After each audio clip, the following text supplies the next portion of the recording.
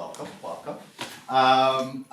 For the two of you, but honestly for all of us, I'll just restate the fact that Bard Graduate Center is a graduate research institute.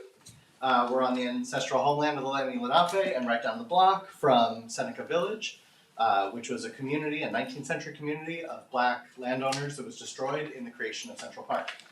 And we are here, not just tonight, but all the time, in the pursuit of studying human history through objects. That's through decorative arts, design, history, material culture. And we do that in classes, but we also do it in programming. You probably saw the things that were flying by or on your card there. That's the reason for you to come back every Wednesday and participate in what we do here. We also have symposia, fellowships, and most importantly, and precious to this place, we have a gallery down the block. And we're doing an exhibition right now called Sightlines.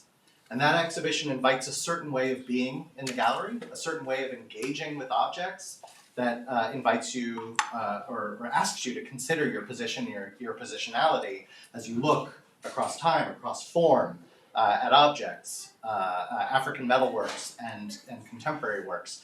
And so in order to encourage visitors to the gallery to break out of old modes, we invited several amazing guests to come and model that practice and to create audio listening stations, which you can find in the gallery, that show you how that might work, what adopting a sightline might look and sound like. And so right now in the gallery, there's a sightline by the curator of the exhibition, Drew Thompson. There's one by the BGC fellow and a curator at Brooklyn Museum, and Nisa Malboyson, by lead gallery educator Mary Adiogun. Also Jessica Lynne. Tonight we will get to go deeper with Jessica on her sightline. And coming up soon, we'll have listening stations with Maaza Mengiste, the novelist JJJJJerome Ellis, who is a composer, and Okwui Okpokwasili, choreographer. And so those will each roll out every 2 or 3 weeks.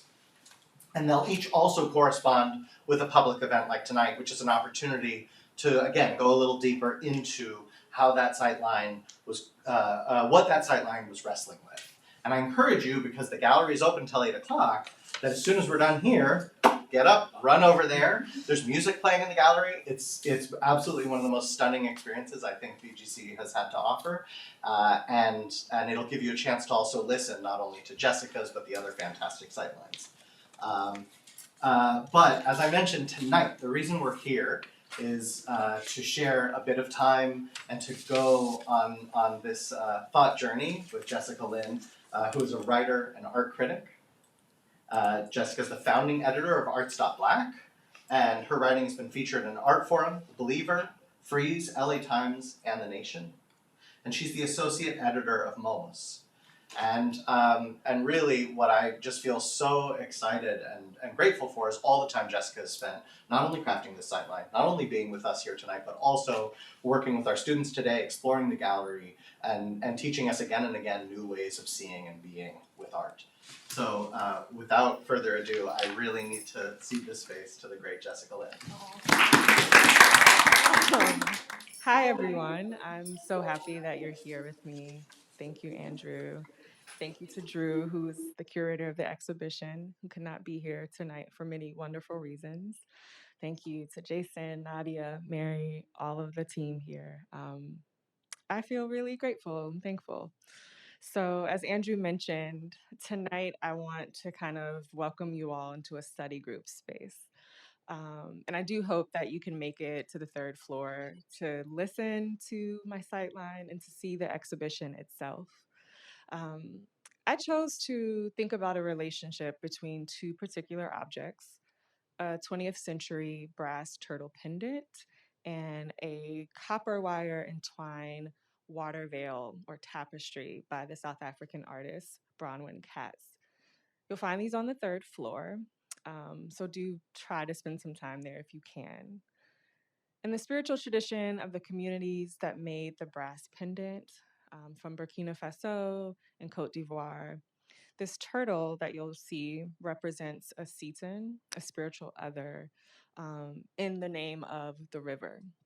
And often, diviners and healers in these communities would encourage their clients to place these metal sculptures in their homes as a way of honoring that spirit being. In Bronwyn's tapestry that the turtle faces, is really a beautiful meditation on the minerals and earthly matter that's indigenous to her home in Kimberley, South Africa. But it's also really thinking about the water as a container and repository for memory. So these objects together got me thinking about my own relationship to water. A few folks in the room have heard me talk about this. Um, I grew up along the Virginia coast, right where the Chesapeake Bay meets the Atlantic Ocean. And that is a place that is really important to me. But I also think it's a place that has a lot of spiritual potency and vibrations. If you are a student of history, you may know that this location was the place that 20 enslaved Africans were brought to what became the British colony of Virginia. Jamestown, et cetera, et cetera. So the place is sacred just as it is haunted. It is also home to the Great Dismal Swamp, which is a large swath of land that was a site of marronage for Indigenous folks and Black folks seeking cover on their freedom journeys. So I think for me, these two objects, the turtle pendant and Bronwyn's tapestry, kind of evoked a really deep intuitive response. What does the water where I'm from hold for me? And how can I kind of forever complicate the relationship that I have to that place?